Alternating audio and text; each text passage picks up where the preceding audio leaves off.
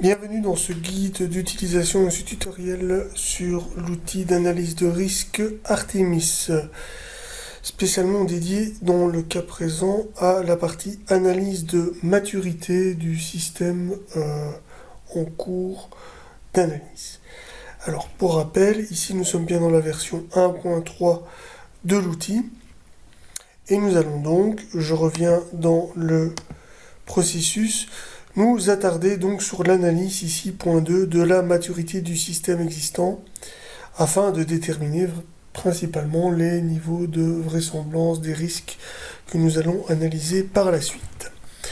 Donc l'analyse de maturité se passe ici dans l'onglet de maturité, nous allons dedans. Vous pouvez le voir, ici nous avons 4 colonnes principales que nous voyons. Je vais même rajouter une, voilà, une cinquième avec les références ISO associées aux points que nous allons analyser. Donc ici, comme vous pouvez le voir, il y a un certain nombre de colonnes qui sont cachées, mais qui contiennent des éléments soit à l'utilisation interne de l'outil, ou soit pour des cas particuliers d'utilisation. Ici, je vais me limiter à une présentation de la version standard, c'est-à-dire ce que l'on fait dans la plupart des cas. Juste un point important, chose que nous ne verrons pas aussi aujourd'hui, c'est par exemple la colonne qui est cachée, la J, qui permet de déterminer les responsabilités de chacune des mesures, mais qui seront propres à chaque traitement et organisation. Donc je vais la recacher pour avoir plus de lisibilité sur les autres colonnes. Alors, point important ici dans la partie maturité, c'est l'évaluation et les niveaux de maturité que nous allons définir. Niveaux de maturité qui vont de 1 à 5. Alors j'en profite pour déjà vous montrer ce que l'outil contient. Donc si vous allez ici sur la droite, vous voyez tous les onglets orange sont tous des guides d'utilisation spécifiques à chacune des activités. Et vous pouvez voir ici en dessous, guide d'utilisation maturité et aide aux questions maturité, qui permettent de vous guider, de vous aider quant à l'analyse de maturité. Alors, premier guide, c'est celui qui va permettre de vous donner une idée des niveaux, des échelles que nous allons définir. Les échelles allant de 1 à 5, avec toute une série d'exemples ici présentes. Et alors, ensuite, l'aide question maturité qui va vous dire pour chacune des questions, les questions éventuelles que l'on peut se poser pour chacun des niveaux. Et de se dire, ben voilà, si on répond oui aux 5 questions ici, ben pour ce niveau-là, on arrive au niveau de maturité 5. Comme vous pouvez le voir, là je descends. Nous avons vraiment fait ça pour l'ensemble des questions principales fournies par l'outil. Je vais y revenir par la suite. Maintenant, je reviens rapidement dans l'onglet maturité.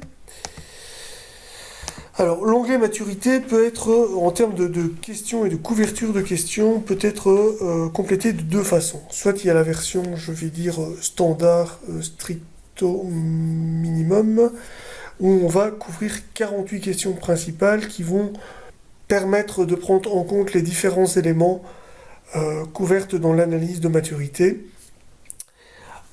Par contre, je vais vous montrer qu'il y a la version, je dirais, complète. Si par exemple ici, je retire, j'affiche toutes les lignes, vous voyez qu'il y a un certain nombre de questions supplémentaires présentes dans cet onglet. Notez que ces questions ne font pas spécifiquement partie de l'analyse de maturité. Vous voyez qu'ici, il n'y a pas de niveau de maturité proposé pour ces sous-questions. Elles sont principalement utiles, surtout si vous rentrez dans une démarche de certification ISO 27001, puisque là, on va vraiment rentrer dans les détails de toutes les mesures et de toutes les sous-mesures. Vous voyez ici, il y a tous des niveaux assez détaillés. En termes de granularité, on va vraiment relativement loin pour permettre de avoir une analyse de maturité hyper détaillée et de pouvoir en sortir une déclaration d'applicabilité complète conformément à la norme dans ce cas de figure. Maintenant, je vais revenir ici sur la partie avec les 48 questions principales. Je retire les lignes qui sont vides au niveau de l'analyse maturité. nous voilà revenus sur les 48 questions principales. Alors, je vais m'attarder sur l'évaluation du niveau de maturité. Alors, comme vous pouvez le voir, c'est les points principaux à remplir dans ce questionnaire. C'est donc les cellules en bleu, et comme dans les différents questionnaires, c'est relativement simple d'utilisation. Vous cliquez sur la petite flèche et vous avez une liste déroulante qui vous permet de sélectionner la bonne valeur. Alors, je vais le faire en revenant dans la présentation des échelles de maturité. Ici, voilà, nous avons 5 niveaux de maturité proposés qui vont de chaotique à stratégique, prédictif, amélioration continue. Alors, je vous explique ça brièvement en quelques minutes. Alors, le niveau chaotique, c'est le niveau, ça fonctionne, mais ça fonctionne quelque part, on ne sait pas trop comment, sachant qu'il n'y a, entre guillemets, rien de documenté, rien de formalisé, et que dans le meilleur des cas, toutes les connaissances sont présentes pour une seule personne. Donc on est dans le cas où on a la personne, le héros, qui sait tout, qui connaît tout, qui a tout développé, qui fait tout super bien, mais dans le cas où il ne serait plus là, il démissionnerait, il disparaîtrait ou serait absent, on n'est pas sûr que nous pourrions assurer la continuité du service, du processus ou de l'activité en cours. Alors, le niveau 2, là, par contre, on a, comme indiqué, existence de plan ou de standardisation. Là, dans le cas présent, ce niveau 2, on s'attend à trouver de la documentation. C'est-à-dire que la personne qui est toute seule, et qui connaît tout, qui fait tout super bien, elle a un minimum documenté ses activités, ou quelqu'un a écrit une procédure à suivre pour l'activité en cours d'analyse.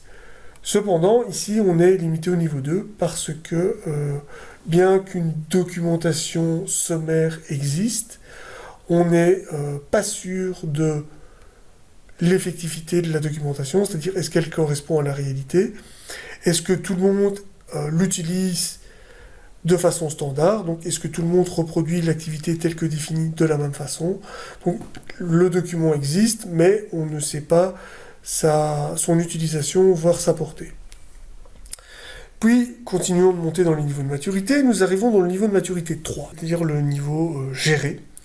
Ici, nous assistons à une institutionnalisation, une généralisation de la documentation en vigueur. Donc, non seulement la documentation existe, mais en plus d'exister, elle a été validée, publiée et communiquée aux différentes parties prenantes de l'activité en cours d'analyse.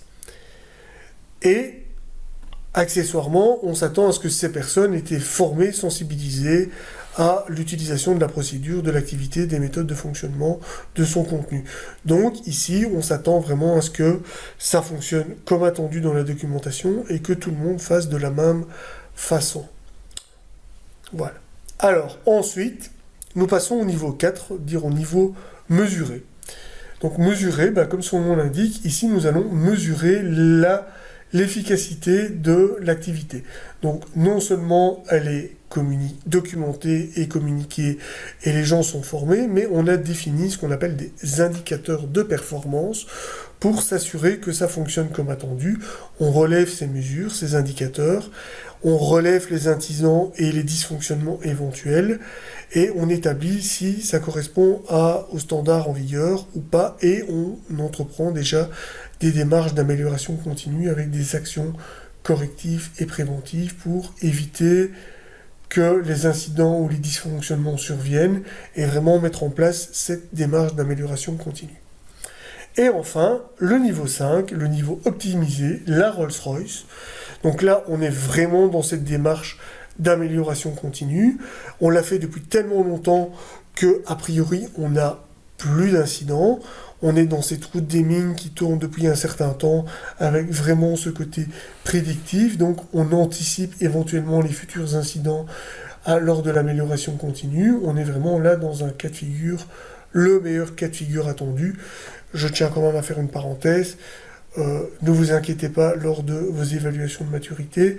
Le niveau 5 est le meilleur niveau, mais c'est pas pour ça que une organisation est censée atteindre ce niveau 5 à court, à moyen, voire à long terme.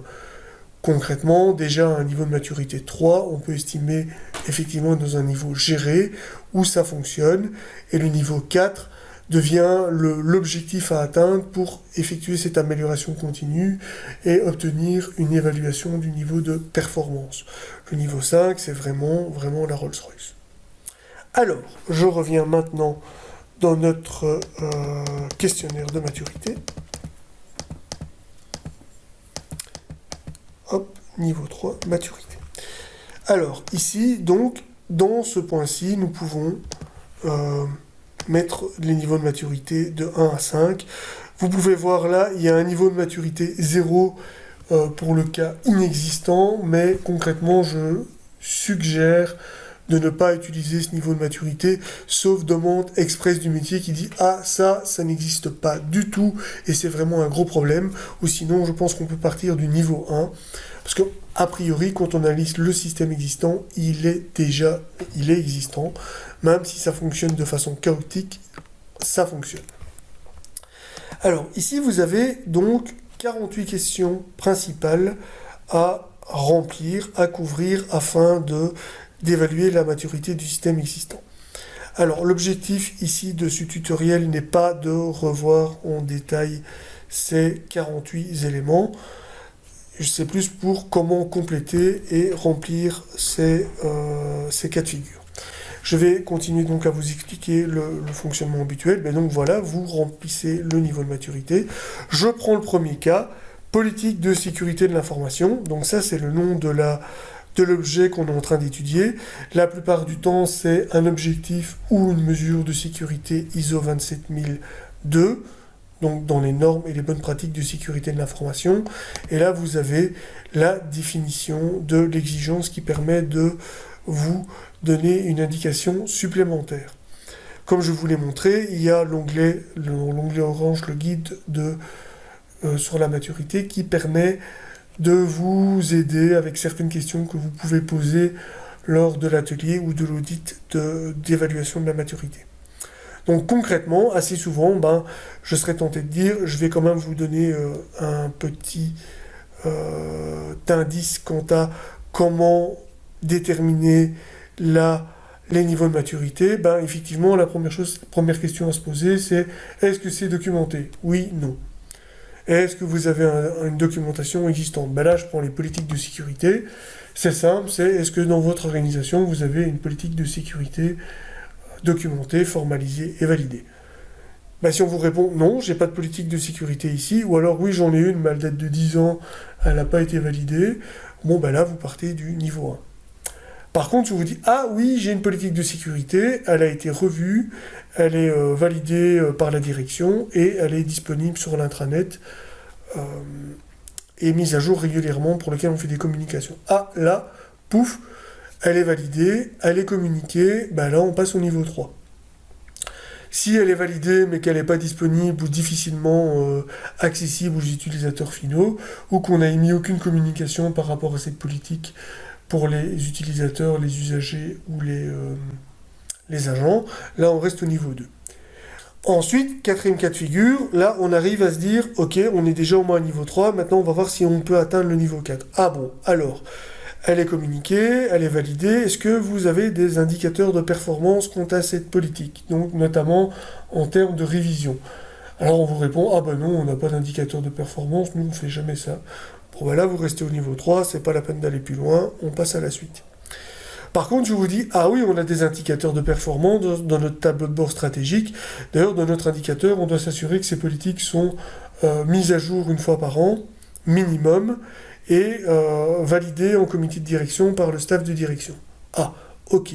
Bon, là, indicateur de performance avec une mesure et une validation, là, on peut passer au niveau 4. Après, niveau 5, vous dites, ok, et depuis combien de temps vous faites ça, et quels sont les résultats que vous avez obtenus précédemment, et est-ce que vous avez entrepris des démarches d'amélioration continue? Là, de nouveau, c'est deux cas de figure, c'est, non, on a mis ça l'année passée, et c'est dans nos indicateurs, mais on verra l'année prochaine si c'est bon ou si c'est pas bon. Voilà. Là, dans ce cas-là, on va rester au niveau 4. D'un autre côté, autre possibilité, on dit, ah bah oui, ça fait quand même 5 ans qu'on fait ça. Là, on a vérifié que les indicateurs étaient bons, on s'est assuré que ça fonctionnait bien. D'ailleurs, on s'est même rendu compte que la revue annuelle, c'était pas suffisant, parce que lors de la revue annuelle, on laissait passer pas mal de mises à jour, ou alors il y avait des mises à jour qu'on identifiait après 2 mois, et que, in fine, elles ne rentraient en application que 8 mois plus tard.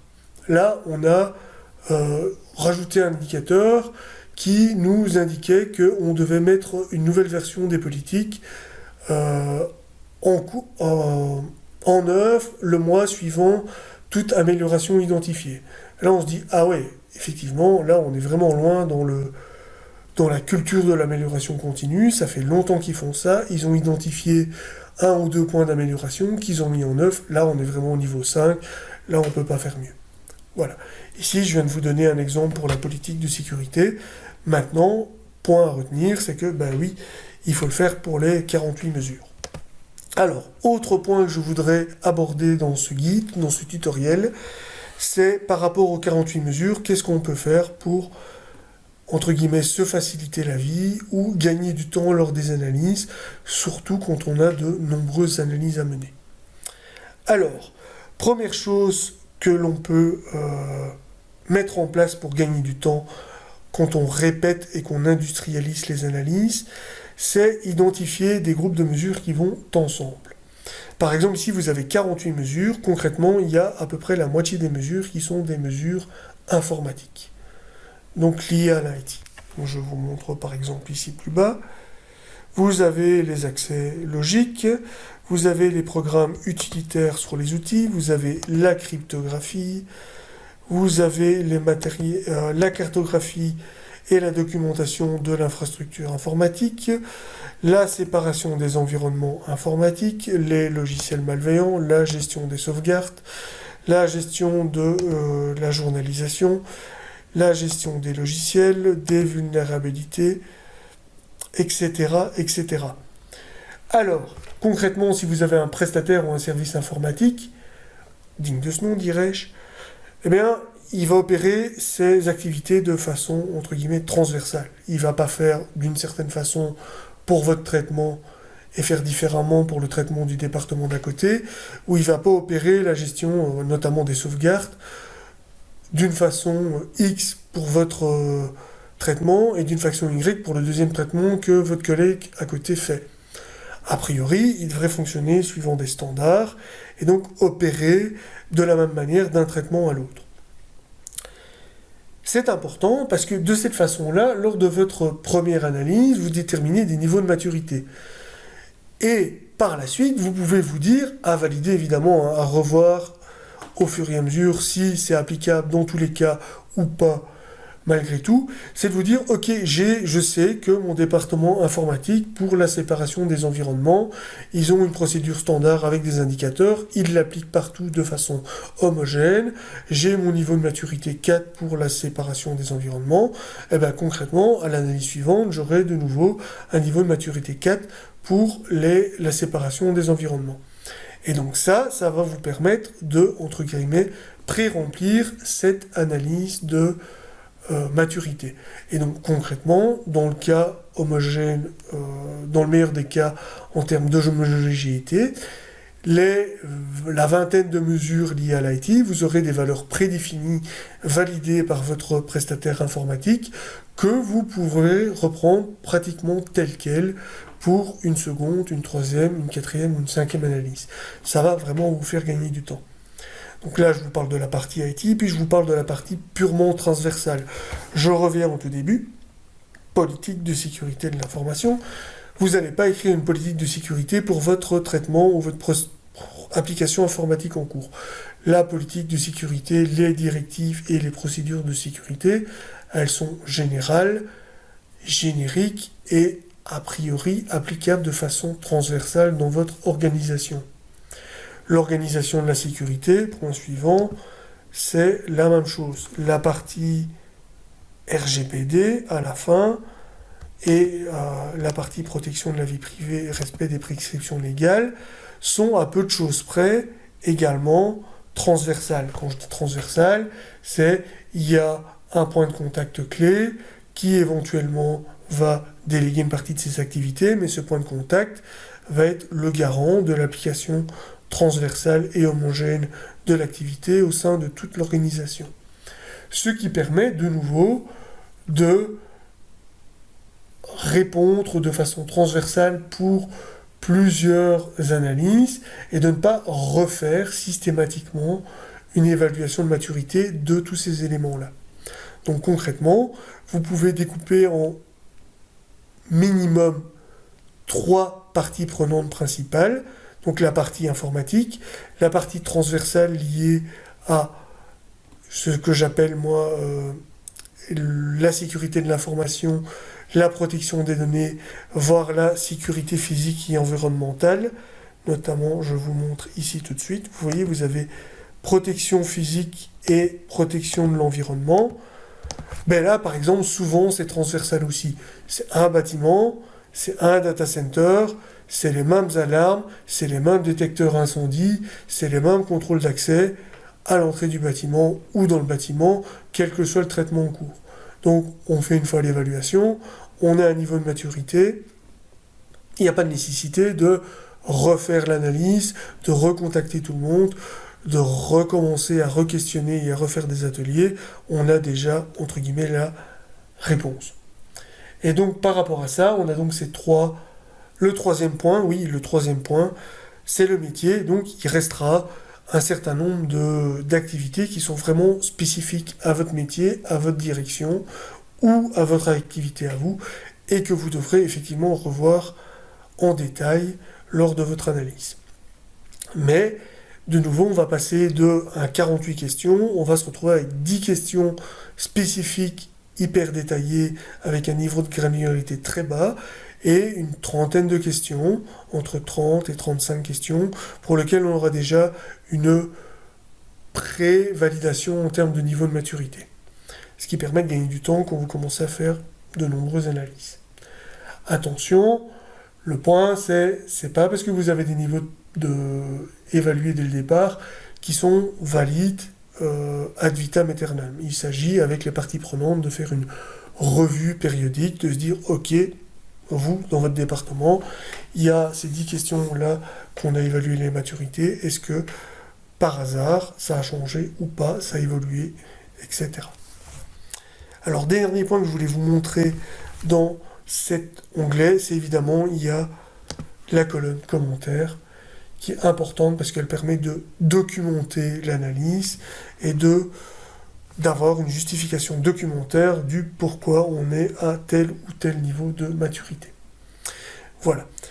Concrètement, une fois que vous avez rempli cet onglet, vous pouvez passer à l'étape suivante qui est la revue des menaces, puisque cet onglet va vous permettre d'avoir des indications quant au niveau de vraisemblance des